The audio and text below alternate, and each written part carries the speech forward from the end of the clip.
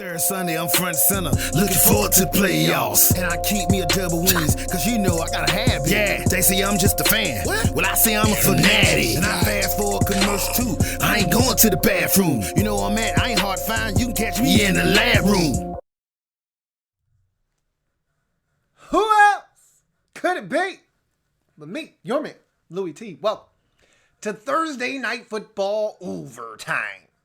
AFC North family business. If these two teams say they ain't did it, then they ain't did it. But if they did, well, that's family business. Boy, was this some stinking ass family business or what? God damn, this was an ugly game. This was hard to watch, man. Hard on the eyes, man. Hard on the eyes. But somebody had to win.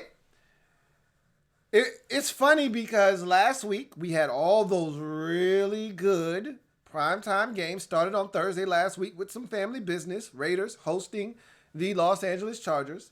And someone made the comment that, damn, we got the Steelers and the Browns next week. And I said, well, we don't know if that's going to be bad. It's more family business just like we had last week, and maybe it'll be a good game. They were right. I was wrong. This game was ass. Now, let's put it into proper perspective. These are two bad teams. All right? Don't let the records fool you. The Steelers are really good on defense. I love watching their defense play. They are really bad on offense. And tonight made it 10 times worse with all the injuries. Juju Smith-Schuster left this game relatively early. You had the injury to James Conner relatively early. He just got back. I was really looking forward to seeing him kind of carry this offense on the ground. That didn't last very long. End of the first quarter, very last play of the first quarter, he was done. Then there was a nasty injury to the young rookie receiver, Deontay Johnson.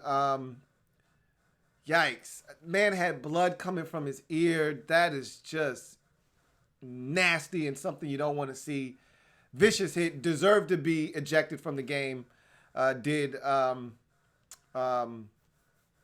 safety for the Browns, Demarius Randall, he deserved to be ejected from the game. Anytime you got a dude bleeding from the ear, and that was straight helmet to helmet. Like, I don't even know what he was upset about. I don't know what he thought that was supposed to be called, but that was exactly the type of play they're trying to legislate out of the game. And it was very unnecessary. It didn't need to happen. That's the part that's frustrating. Some of these are bang, bang. You're like, damn, how could he have avoided that? I don't like the call. That was as egregious as it gets. Like, you need that. If you're going to throw somebody out of the game, those are the types of hits you throw them out of the game for. The man could barely walk after that hit. And again, blood out of the ear. Never seen that before. That's the first on the football field for me.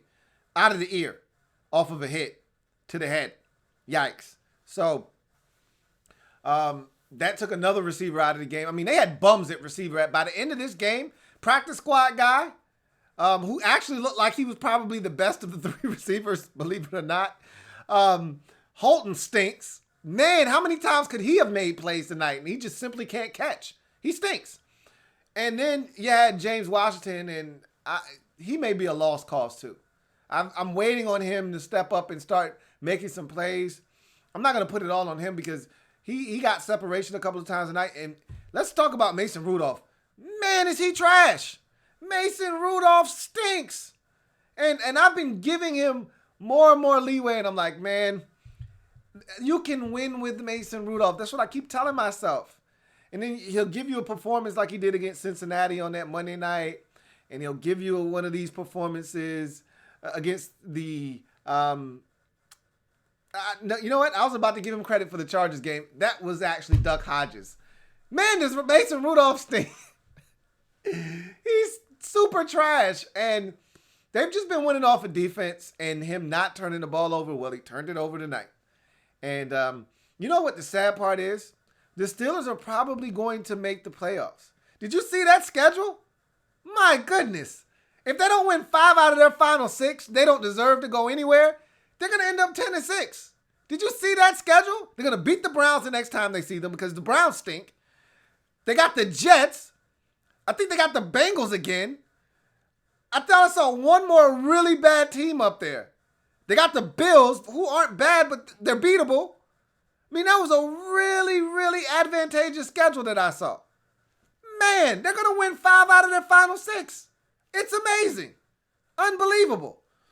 Meanwhile, and they don't need to go anywhere, by the way. They need to go home, okay? Especially if some of these injuries are long-term injuries. They need to go home. They're not good enough, but they're going to win games because that defense is really good. Then you look at the Browns. Man, I feel bad for that defense because they're not that bad on defense. I'm not in love with their defense, but it's okay, right?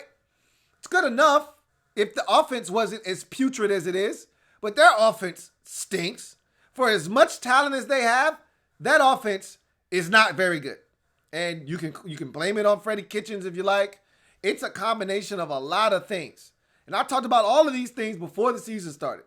I talked about the lack of continuity. You can't just throw a bunch of players on the field together and say, make it work. That's not how this thing works in this particular sport.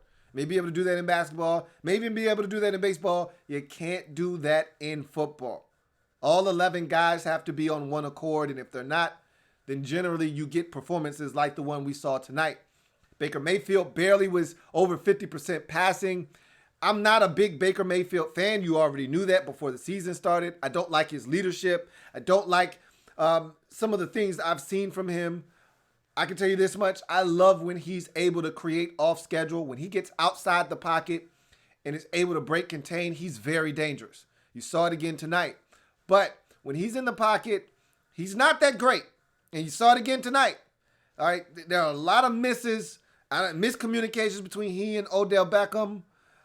There's a lot of inaccuracies on passes that need to be hit from the pocket. He's a work in progress. So is this offense. Now, Kareem Hunt adds a dimension and an element that they lacked for the first 8 games when he was not available. But Chubb is about the only thing that I get excited about with this offense. Everything else, it's a coin flip. You know, what Jarvis Landry are we going to get today? What ODB are we going to get today? What Baker Mayfield are we going to get today? I don't know.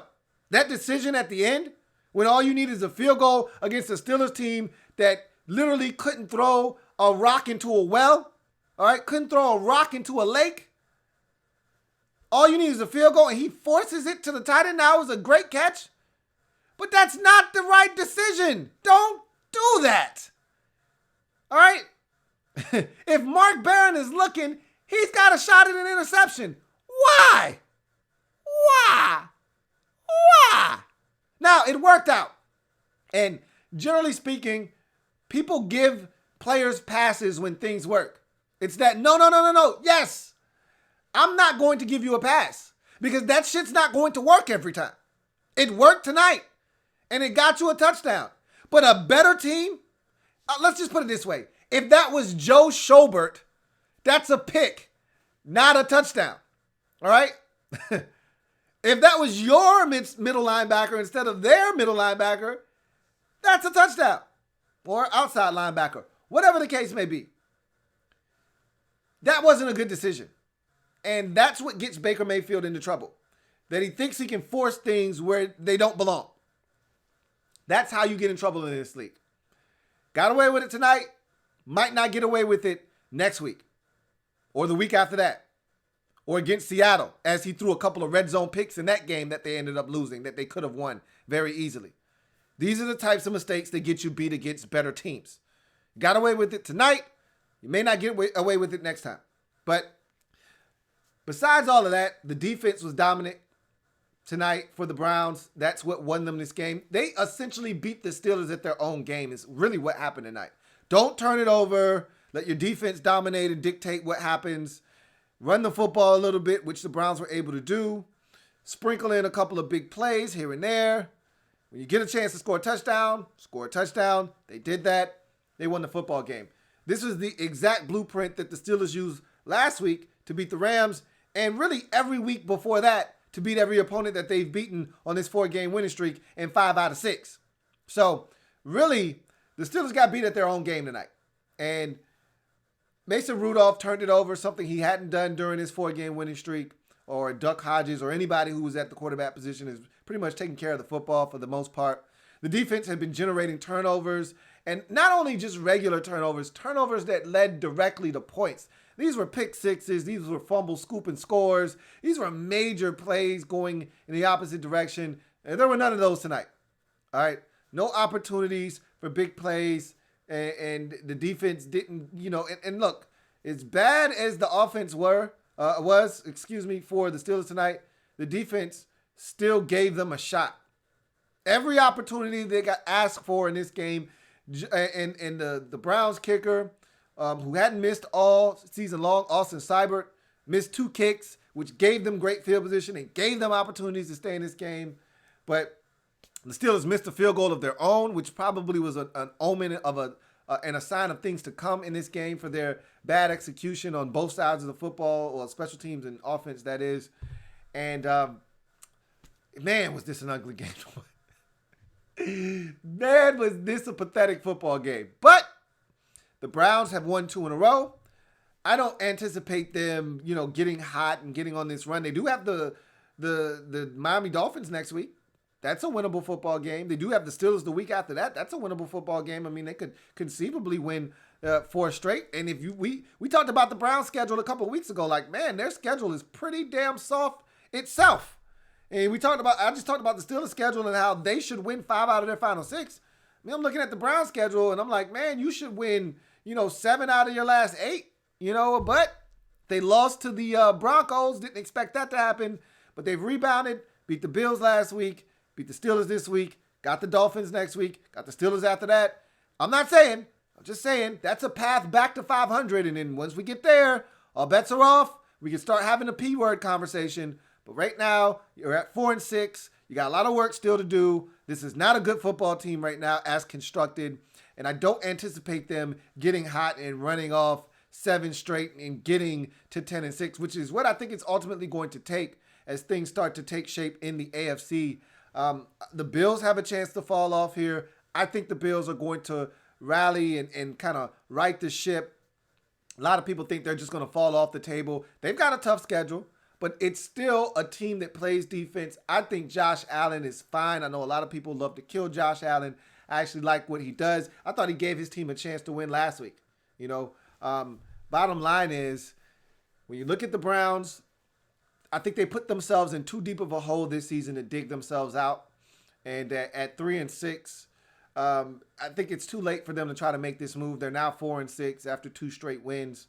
They needed to beat Denver a couple of weeks back. And now, instead of being at 4-6, you're at 5-5. And now this is a totally different conversation we're having right now. But instead, you allow a rookie in Brandon Allen, or a first-time starter in Brandon Allen, to get you there. And I think that's the one that, when we look back, if the Browns do make a run at it, I think they're going to fall a game short, because I think they're going to lose at some point. And I think they're going to lose in 2 weeks to Pittsburgh in Pittsburgh. I do think that's going to happen. They may win every other game than that on their schedule. I believe they do have the Ravens once more, but that's at home. I don't care. They're going to lose to the Ravens as well. So they're going to lose at least one more game this season. And because of that, they're going to end up at worst, you're probably looking at 6-7 wins for this team, because their schedule is so bad. They're going to win at least 3 more games. But at best, I think you're looking at 9-7. And you're probably more realistically going to end up 8-8, which is what I said before the season started. I think that's where you're going to end up, because I think you're going to lose to the Steelers, and I think you're going to lose to the Ravens. I think you're going to win every other game left on your schedule if you don't piss it away. So for me, I look at this roster, I look at this team, I look at all the talent, I look at all the opportunities that this team has down the stretch to make it interesting, and I want to see what they do. I do not believe in Freddie Kitchens as a head coach.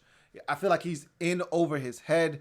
He makes boneheaded decisions week after week after week. He actually was saved from himself last week because he was going to go for it on 4th down, and they jump false start, and then he decided that at that point he had to kick a field goal. I put nothing past Freddie Kitchens, though. This is the same guy that decided on 4th and 11, down 2 scores, that he wanted his team to jump false start so that he could get back on the field with his offense and go for it on 4th and 16 instead of calling his last remaining timeout. I mean, this is not a guy that has it all together when it comes to making decisions on the football field. But nonetheless, it's 2 straight for the Browns.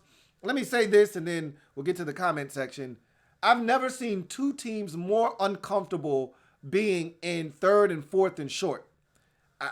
It's uncanny their inability to convert in these situations. The Steelers are better off in third and 6 than they are third and 1 or third and 2. The Steelers are better off in 4th and 7 than 4th and 1, 4th and 2. They look completely befuddled on 4th and 3rd and short. It is amazing how discombobulated they are in these situations and how they can't convert. All right. Meanwhile, the Browns, did you see the game against the Bills last week? How many opportunities they had from inside the Bills' 3-yard line and couldn't get in the end zone? I mean, it was amazing. All right. They almost did it again tonight. They are horrible down by the goal line. I mean, it is insane how bad they are. But nonetheless, they got in on a quarterback sneak. Good for them. That almost got stopped. And both of these teams have their own set of issues. But the Browns did enough to win to get it done tonight. And they now go to 4-6 on the season. And that's 2 straight, as I just mentioned, for the Steelers. You knew this was going to happen. You just didn't know when. You knew there was going to be a nasty game for Mason Rudolph. He had been avoiding the turnover bug during this stretch where they've been winning all these games. So you knew he was due for a funky night. This funky, probably not, but you knew he was due for a stinker. And really, all the injuries is unfortunate for them because maybe if Juju Smith-Schuster doesn't get hurt, maybe if Deontay Thompson stays healthy and those 2 guys are out there, maybe it's a different game. I mean, I couldn't stand to see one more Johnny Holton deep ball. I mean, if I had to watch one more of those go incomplete that was very catchable, I thought I might throw my remote through the TV, and I don't really care about this game. But it was that hard to watch. So I hope that with this 10-day layoff between games now, you get both of those guys back. Guy bleeding out of the ear and the other guy was laying motionless on the field. I don't know if you're getting either one of them back next week, but if that's the best you're going to be able to do at the receiver position with those guys out, I'll pray for you because it's really, really bad in Pittsburgh at the receiver position with those guys on the field.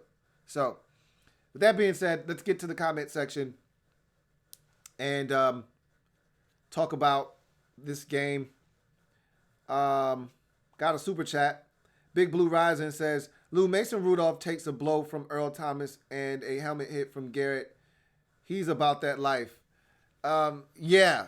The one from Earl Thomas was crucial. It's the kind that you just don't want to see because, I mean, they literally had to take the man's face mask off to get his helmet off so that they could get him up.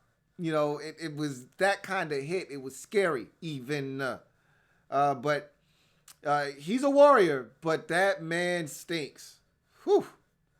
Appreciate the super chat, though. Let's see. 20th Mike says, ugliest game of the year. He said, yes, it was hard to watch. Dirty and greasy. Yes, it was very hard to watch. Hard on the eyes, man. I'm still trying to adjust my peepers after that one. That one's a little tough, man. After all the good football we've received, even in the college game. I mean, that Alabama-LSU game was a gem. The Dallas-Minnesota game was a great game. So was the Thursday night game last week. And the Monday night game was an epic regular season matchup between San Francisco and the Seattle Seahawks. And this one was just a dud, period. Ricky L says, oh, man, did you just miss the fight at the end? I did. I missed it. I was done after the 4th Mason Rudolph interception. I had checked out after that. It's all good. I'm pretty sure I'll see it. Matter of fact, ESPN is sending me a little message about the fight, so it's on the phone now. I'll check it out after I'm done here. But anyway, back to the comment section.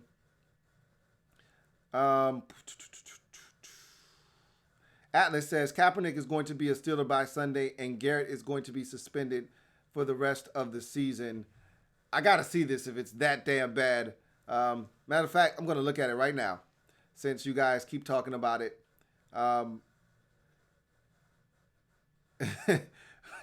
What is Myles Garrett doing, man? Anyway, like he's got to be better than that. He can't be getting in it. They need him. He's their best player defensively. Like he can't be getting into trouble behind some foolishness. Hopefully, it's not as bad as you guys say. But I'm just reading the little caption they have on this thing, and it says Garrett clubs Rudolph with helmet as fight breaks out. That doesn't sound very good. That doesn't sound very good at all. All right, so looks like ESPN's having a tough time loading up, so I'll just keep going with the comment section. Anyway, let's see. We got, you know what? Kaepernick to the Steelers isn't a bad idea. I don't, if you ask me what kind of an organization would be able to handle the Colin Kaepernick media frenzy and scrum that would come and any controversy that may follow, it's the Pittsburgh Steelers. You need a very strong and a very unified and insulated locker room to handle a guy like Colin Kaepernick and his personality and what he stands for and all of the media coverage that's going to come, because you're going to end up with people that don't normally cover the team at the press conferences and at the team facility. You're going to end up with the CNNs and the Fox News and the CBSs and the ABCs of the world ending up at your facility to interview Colin Kaepernick and ask questions. So obviously there's a lot that comes with Colin Kaepernick outside of football. And I think the Steelers could handle it, and they could definitely use an upgrade at the quarterback position for sure. The word out on the street was that most of these teams were interested in Kaepernick for next year. Maybe the Steelers are interested in him for this year. They could definitely use upgrade, or at worst, let's see Duck Hodges back in there. He can't get much worse than what we saw from Mason Rudolph tonight. Anyway, let's see. JP says Garrett is definitely getting a rest of the season suspension, and Freddie Kitchen is not going to get a second season in Cleveland. So I don't know if Freddie Kitchens gets a year 2 in Cleveland. Again, he looks overwhelmed. And remember, you know where my stance was the entire time with this situation. I never thought he should have been given the opportunity to be the head coach. I told you that in the offseason. I told you that when he was hired. I was a fan of Greg Williams getting the promotion to head coach and making that moniker a permanent one in terms of him being the head coach. Remember, he was the interim last year. I would have just left Freddie Kitchens as the offensive coordinator and just kept it moving with what you had. I thought that was the winning formula. Instead, you go in a different direction. And I think this team would have been better off had it been the way it was last year and Freddie Kitchens just be the offensive coordinator. I just think it was too much, too fast for Freddie Kitchens. I don't think he was ready to handle this situation. And I think you're seeing the byproduct of that with him really not being really ready to handle all that comes with being a head coach in this league. Sean Mack says, Kitchens can't call plays. Chubb and Landry are our best offensive players. Bob Money says, how many games Garrett going to be suspended? All right, that's enough. I got to see this thing. I got to see what happened. So you guys got to bear with me. Let's see. I'm going to look it up now. Because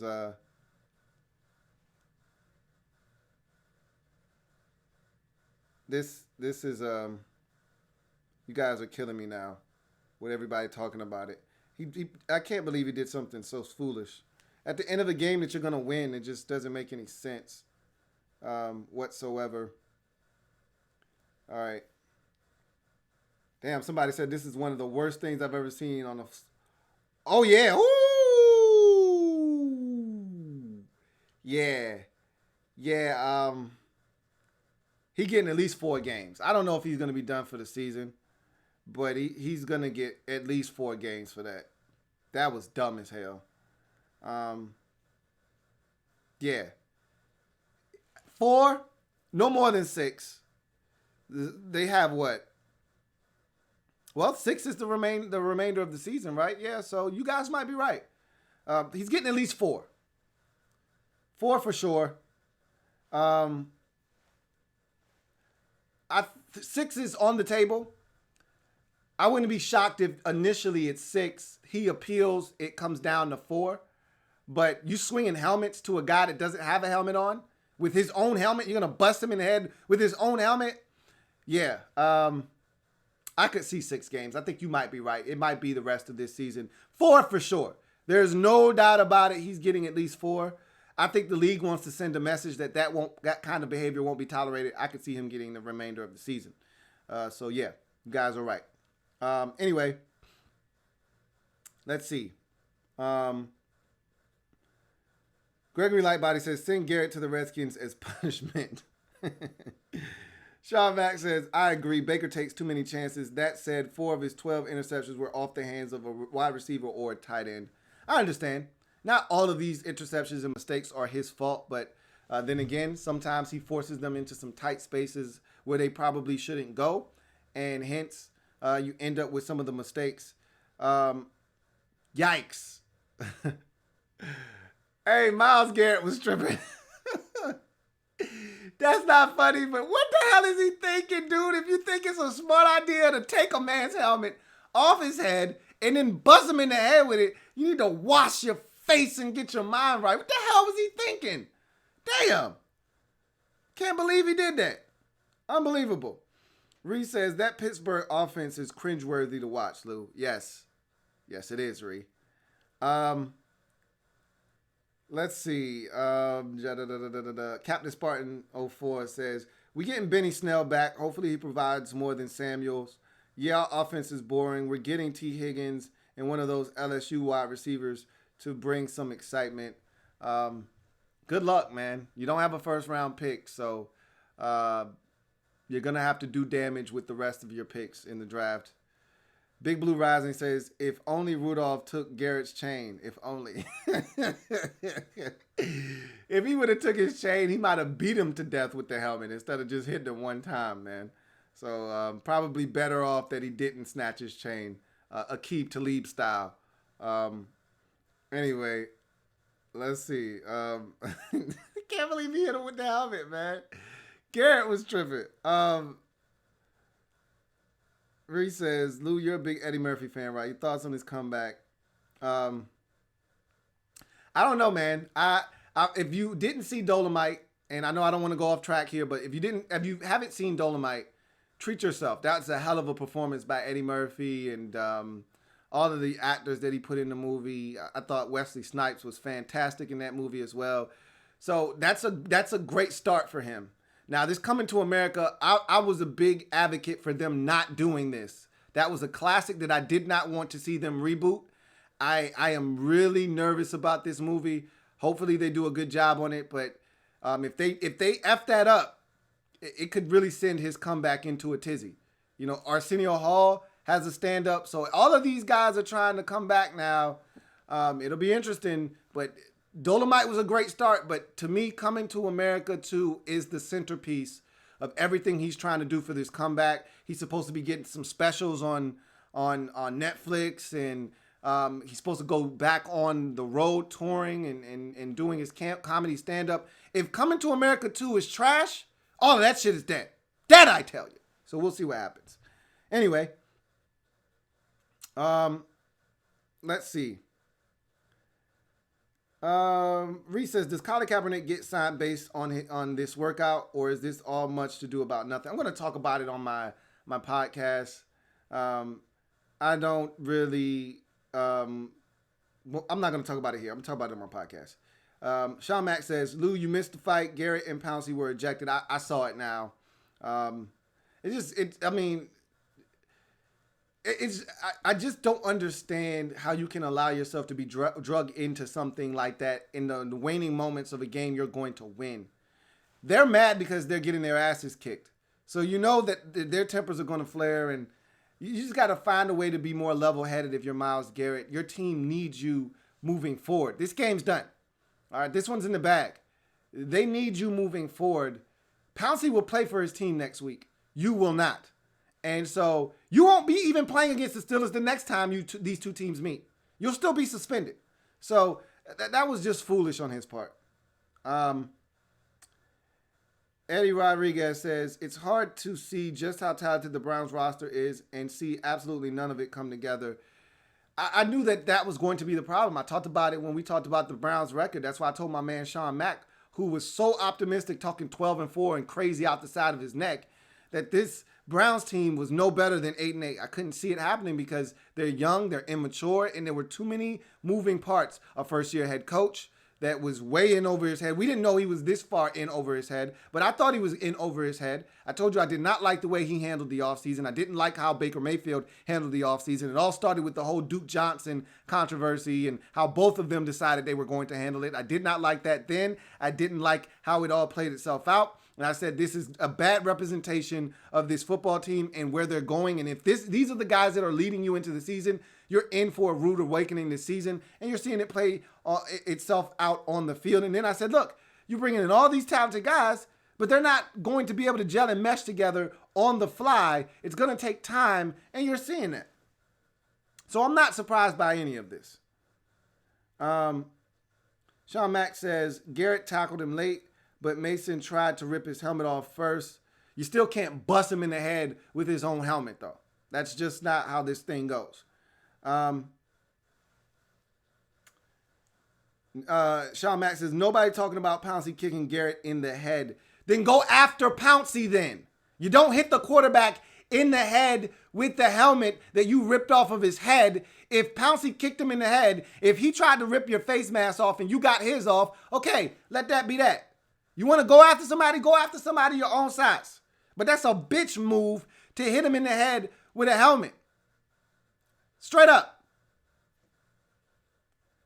Anyway, JP says this fight is almost like the brawl at the Palace of Auburn Hills in 2004, except the players didn't go into the stands. It wasn't that crazy. I watched it. It wasn't that crazy. It was crazy for an NFL game. You don't generally see brouhahas like this break out. I thought the one in Buffalo last year with Jacksonville and Buffalo was way worse than this one when Fournette almost got in a fight with a fan, and I thought that one was way worse than this, you know. Sean Mack says, I agree. I never wanted Kitchens. I wanted Jim Caldwell or Chris Richard. You can still have both of those guys. They'll be available at the end of the season. You should have just held on to Greg Williams, honestly speaking. RG3 hashtag says, Myles Garrett do nothing. They just mad. Okay. If you call that nothing, then you deserve to be suspended right along with him. Anyhow, Sean Mack says, NFL Network and ESPN are not showing Pouncey kicking Garrett in the head or that Mason Rudolph tried to rip Myles Garrett's helmet off first.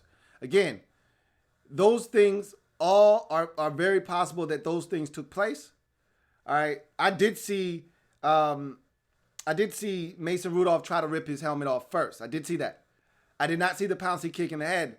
But that being said, that still doesn't warrant him smashing him upside the head, mind you, without his helmet on, because he ripped his helmet off, taking that same helmet and then bopping him upside the head like a damn whack-a-mole. That shit's not going to fly. JP says, Garrett is definitely getting a spanking from his mama after this one. Atlanta fan says, would you watch Myles Garrett versus Mason Rudolph UFC match? No. Okay, have you seen Myles Garrett with his shirt off? That's not a match that I would want to see. That would be total domination. I'd pay for Myles Garrett versus Pouncey and Mason Rudolph. That'd be a fair fight. 20th Mike says, what was the last time you seen this many suspensions in one game? I don't know. Because I think you're going to get multiple suspensions here. Like an NBA fight. I think you're going to get multiple suspensions here. I don't think we had multiple suspensions in that Bills-Jags brouhaha last year. We may have. We may not have. Anyway. J Cam says, forgot to watch the end of the game. Got all these Garrett hit Rudolph alerts on my phone. What happened? Hey, I'm the same way. I turned it off after the fourth interception. Got ready for the stream. So I had to go back and watch it because everybody was talking about it. And it's worth a look-see, man. If you haven't taken a look at that thing, you might want to go ahead and go check it out. It's pretty wild, actually. Larry G's the best says, that fight going to cause a lot of fights between the Browns and Steelers fans leaving that stadium. You know what? I actually feel like I got cheated at the end of this game because I sat through 58 minutes of pure hell watching that trash, and I leave, and then they decide to do that in the final 2 minutes. And that was probably better than the first 58 minutes of the game. Eddie's already been confirmed for Beverly Hills Cop 4 as well. Netflix exclusive. Yeah, I'm good on that one. I'm going to pass. I wasn't even a fan of Beverly Hills Cop 3. You know, the first two were great. The third one was like 10 years too late, and I passed on that one. That was not a very good movie, and I can't even imagine what 4 looks like. Yikes.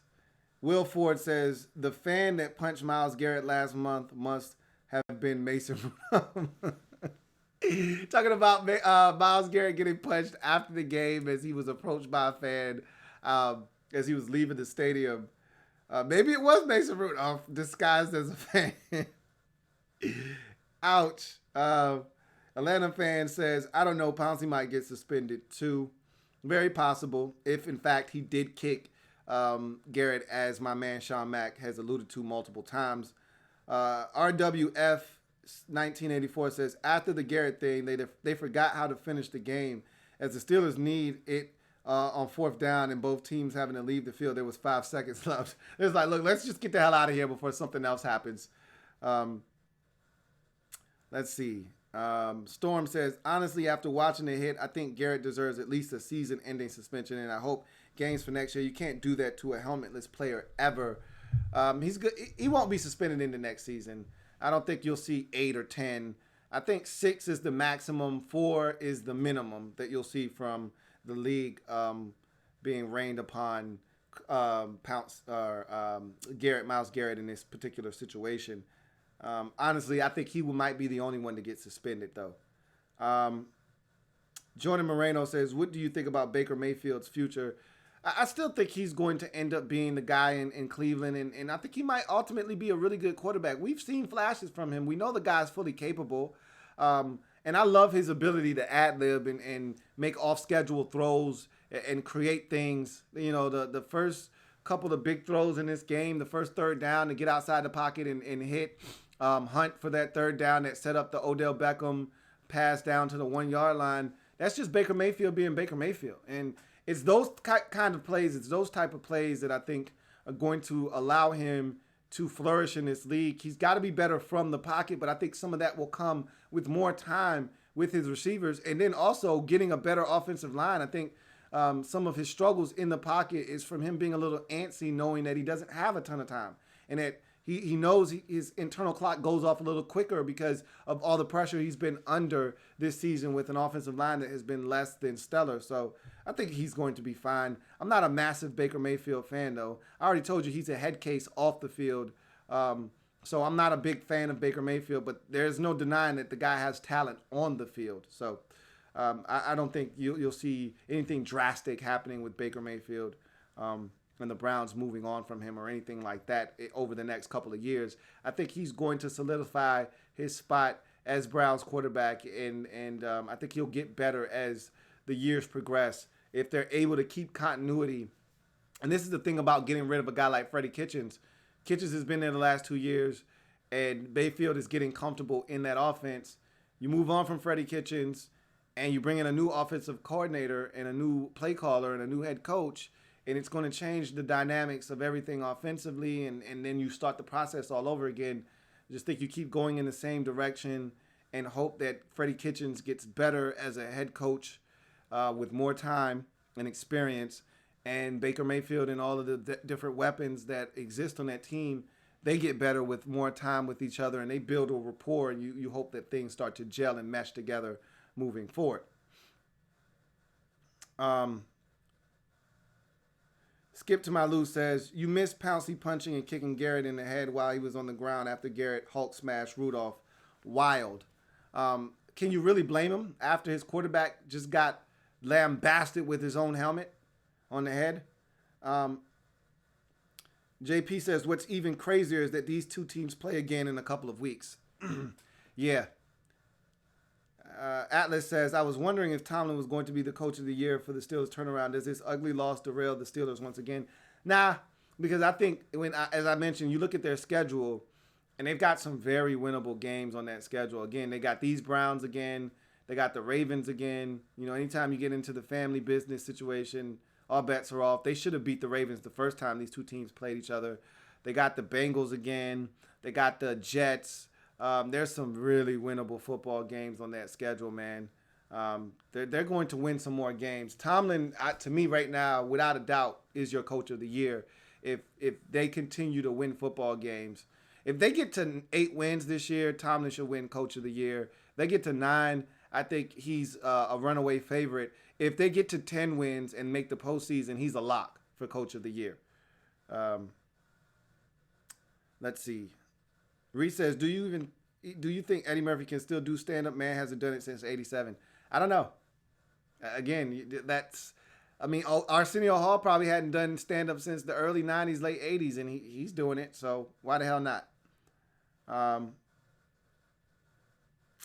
And NWM Lotto says, I'm with Pouncey on that. I would have did the same thing. That's my brother from another mother. Again, I can't let you abuse my quarterback like that and not do anything about it. So that was wild. That finish to the to the game. I'm upset that I missed it, but I'm glad you guys were able to inform me. And that's why this program is so important. Is sometimes I miss things trying to just get a head start, and you guys are able to make sure that I don't miss anything. And yikes, that was an ugly finish to the game. Myles Garrett is definitely getting suspended. The question isn't if, it's when and for how long. I imagine that he is definitely going to get suspended for at least 4 games. I'm thinking, like you guys have already said, rest of the season. 6 games sounds about right. And I think with him goes any chance of the Browns running off, the final 6 games of the season and getting to 10-6. I think that puts them in a bind. They weren't going to do it anyway. They weren't going to beat the Ravens and the Steelers twice and sweep both of those teams. So they were going to lose at least one. I think they're going to lose ultimately both of those games and finish right around 8-8. 7-9, 8-8 is where I think the Browns are going to ultimately finish. And I think this fight is going to solidify that. Wow, that was crazy. So in any event, that's going to do it for me, your man, Louie T. Thank you for joining me here on Thursday Night Football Overtime. 58 minutes of trash, and then the final 2 minutes, all hell breaks loose. Utter chaos and dismay, and I loved it. I didn't see all of it. I saw most of it. I loved every bit of it. I'm with the shits. Apparently, both Mason Rudolph and Myles Garrett are also with the shits. And unfortunately, it's going to cost Myles Garrett the remainder of his season most likely. And he was on pace to probably get somewhere in the neighborhood of 15 to 20 sacks this season. And now he's probably going to be stuck on that number, which is probably somewhere in that 10.5, 11 range. Unfortunately for him, his season may be done after this little brouhaha and scrum that Mason Rudolph probably started, but Myles Garrett and Marquise Pouncey definitely finished. Yikes. Anyway, that's going to do it for this. Captain Spartan 04 says, I'm not worried about this game at all for Mason Rudolph. I feel he'll rebound. Worst game of his life for sure, but he has that moxie. I'm not a Mason Rudolph fan. I was coming out of Oklahoma State, but I just haven't seen it from him. Best he can be is a game manager. He makes too many mistakes. As Troy Aikman said, I think that was a really good description of him in the pocket, that he's got heavy legs in the pocket. He refuses to move around in the pocket. That's why you always see him making these odd throws where guys are hitting his arm, because all he has to do is dip a shoulder, take a step to the left, take a step to the right, or scoot up. And he just refuses to move. It's like his legs are lead or something. Like, bruh, move. Get out of there. And so a lot of times you're seeing guys hit his arm and guys are running to him as he's throwing the football. And He refuses to create more space and time within the pocket. And he does throw a good deep ball. I do like his trajectory on his deep ball. But outside of that, he's inaccurate. He doesn't move well enough for me. I don't love his decision making. I just thought they could have done better. Maybe Joshua Dobbs should have still been there. I don't know. I don't know.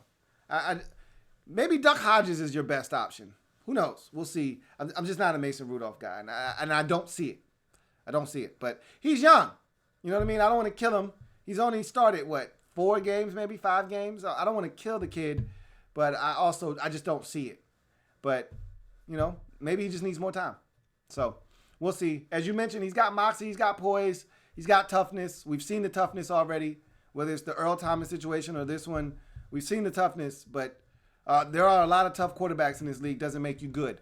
So anyway, that's going to do it for my breakdown of Steelers at Browns. Man, a miserable game to watch, but the ending was fun. Nonetheless, Browns get the win 21-7, go to 4-6 on the season. Meanwhile, the Steelers' 4-game win streak has been snapped.